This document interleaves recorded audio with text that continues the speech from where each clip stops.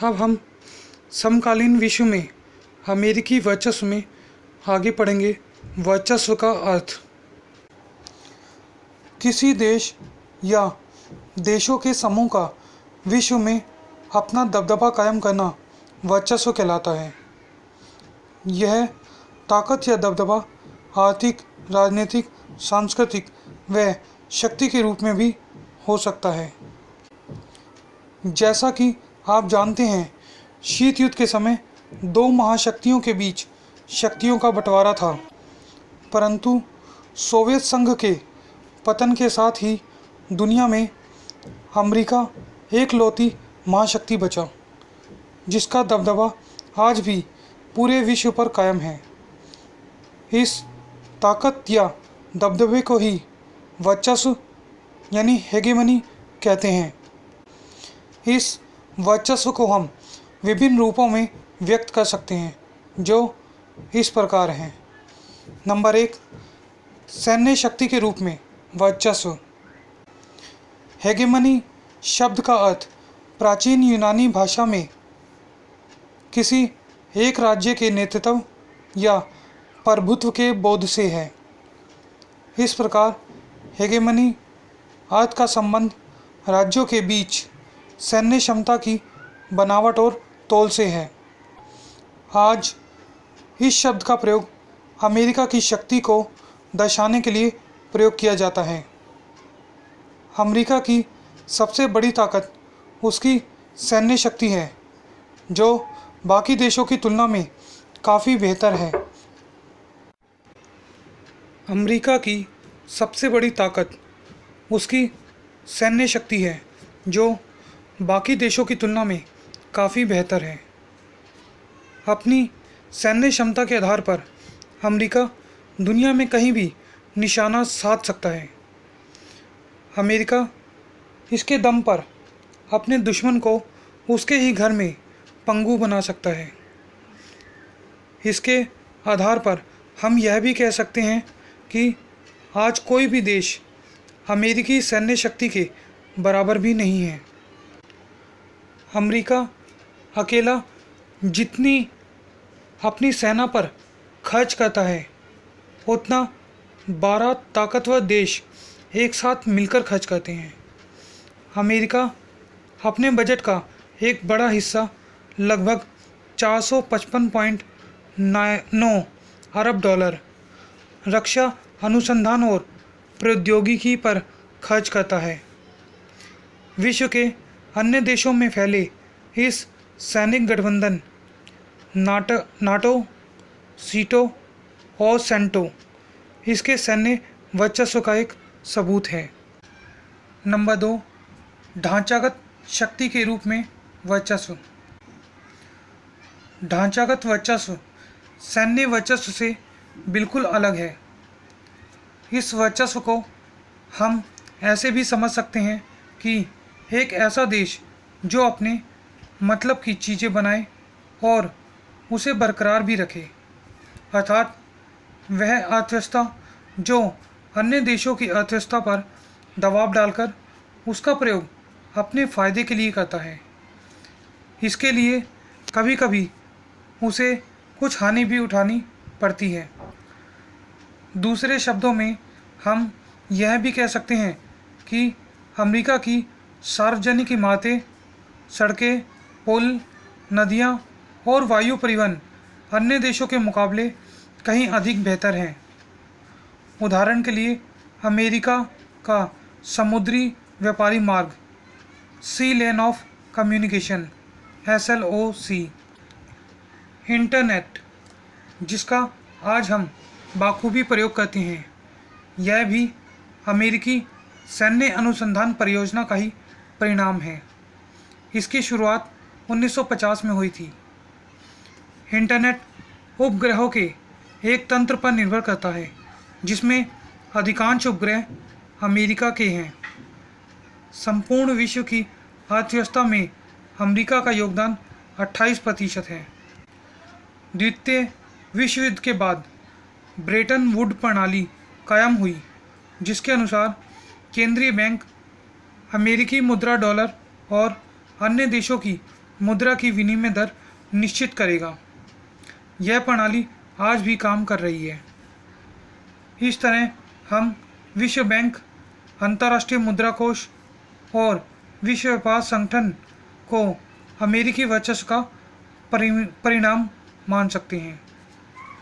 ढांचागत ताकत का एक अन्य उदाहरण हम अमेरिका की MBA यानी मास्टर ऑफ बिजनेस एडमिनिस्ट्रेशन की डिग्री को भी ले सकते हैं।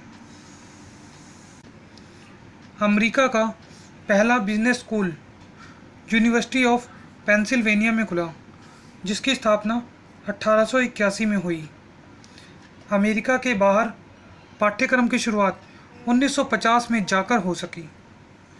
आज दुनिया में ऐसा कोई भी देश नहीं जिसे MBA की अकादमिक डिग्री का दर्जा हासिल ना हो।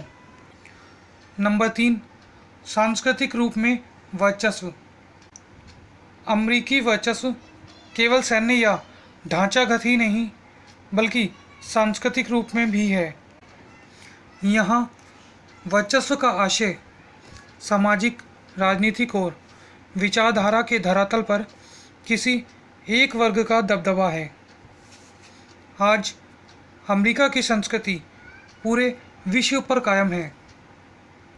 अगर हम कपड़ों की बात करें तो वाइट शर्ट और नीली जीन्स आज विश्व के विभिन्न देशों में पहनी जाती है।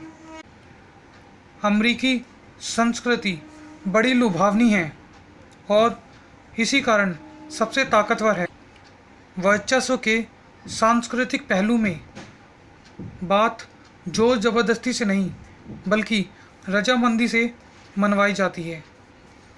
समय के साथ साथ हम इसके अभ्यस्त हो जाते हैं। अमेरिका की कंपनियां जैसे Coca Cola, Pepsi, McDonald etcetera आज विभिन्न देशों में अपने खाद्य पदार्थ बेच रही हैं, जिनका सेवन हम लोग बड़े गर्वित होकर करते हैं। आइए अब हम पढ़ते हैं अमेरिकी शक्ति के रास्ते में अवरोध। इतिहास हमें यह बताता है कि किसी भी राज्य का पतन उसकी आंतरिक कमजोरियों के कारण होता है।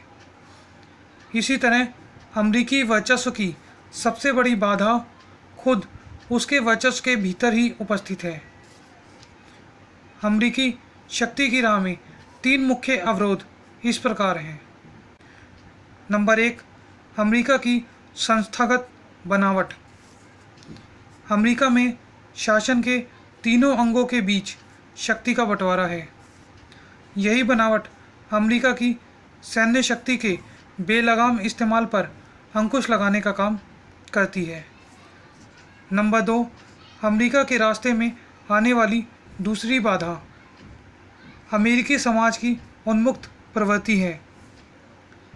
अमेरिका में जनसंचार के साधनों द्वारा जनमत तैयार करके विभिन्न फैसलों को अपनी दिशा में मोड़ने का दमखम नज़र आता है। नंबर 3, अमेरिकी राह में तीसरा व्यवधान नाटो यानी नॉर्थ अटलांटिक ट्रीटी ऑर्गेनाइजेशन है। नाटो में अमेरिका के अतिरिक्त अन्य देश भी शामिल हैं जो इसके वर्चस्व पर कुछ अंकुश लगा सकते हैं। अब हम पढ़ते हैं अमेरिका से भारत के संबंध। India's renegotiations of its relationship with the USA। भारत और अमेरिका के संबंध बहुत अच्छे हैं, परंतु शुरुआत से ऐसे नहीं थे। शीत युद्ध के दौरान भारत अमेरिकी गुट के खिलाफ था। सोवियत संघ से उसकी अच्छी दोस्ती थी, परंतु सोवियत संघ के बिखरने के बाद भारतीय अर्थव्यवस्था भी कुछ गतिरुद्ध होने लगी। अंतर्राष्ट्रीय माहौल में भारत अलग थलग पड़ गया। तब उसने अपनी अर्थव्यवस्था को अंतर्राष्ट्रीय अर्थव्यवस्था से जोड़ने का फैसला किया।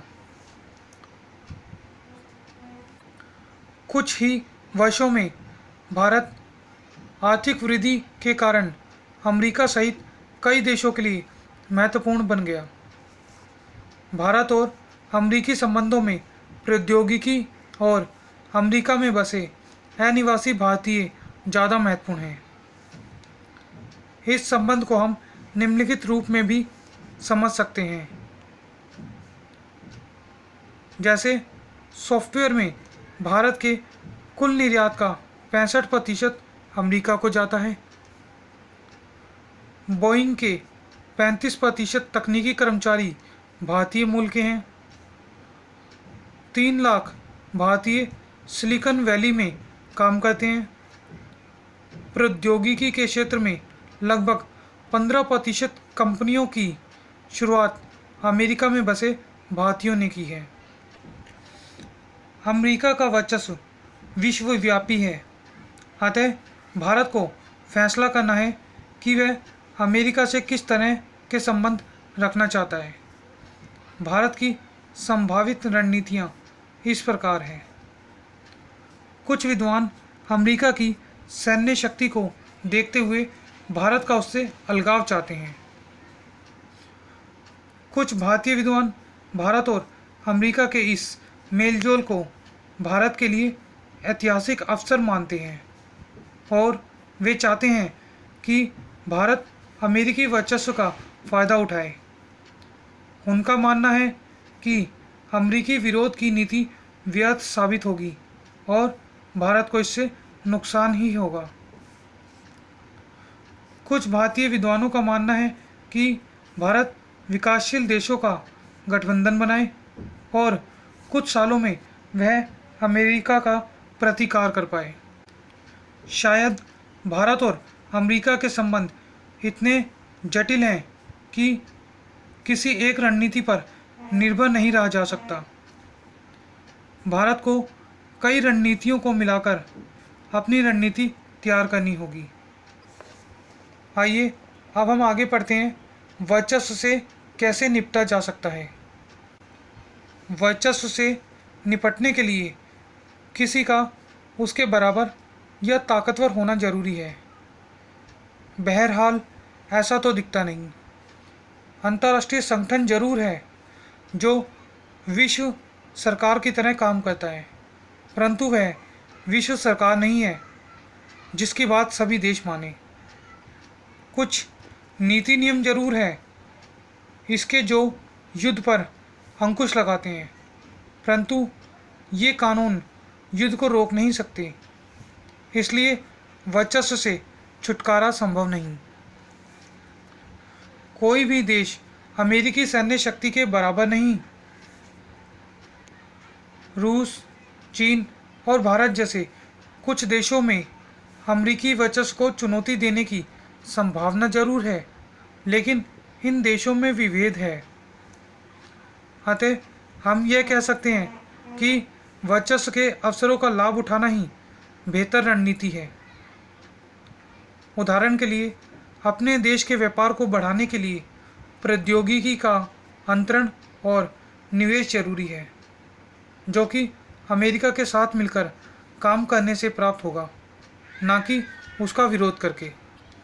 अर्थात किसी ताकतवर देश के विरुद्ध जाने की बजाय उसके वर्चस्व तंत्र में रहते हुए अवसरों का लाभ उठाना ही सही रणनीति है, जिसे हम बैंड वैगन की नीति भी कहते हैं। एक दूसरा विकल्प यह भी है कि अपने को शक्तिशाली देशों से दूर रखें, अर्थात छुपा लें। यूरोपीय संघ के कुछ देश स्वयं को अमेरिकी निगाह में चढ़ने से बचा रहे हैं, परंतु यह अधिक कारगर तरीका नहीं है। कुछ लोगों का मानना है कि अमेरिकी वर्चस्व को चुनौती स्वयंसेवी संगठन, बुद्धिजीवी, मीडिया, कलाकार, लेखक आदि चुनौती दे सकते हैं। ये संस्थाएं विश्वव्यापी नेटवर्क बनाकर अमेरिकी नीतियों की आलोचना कर सकती हैं। सिर्फ प्रतिरोध ही एकमात्र विकल्प बचता है।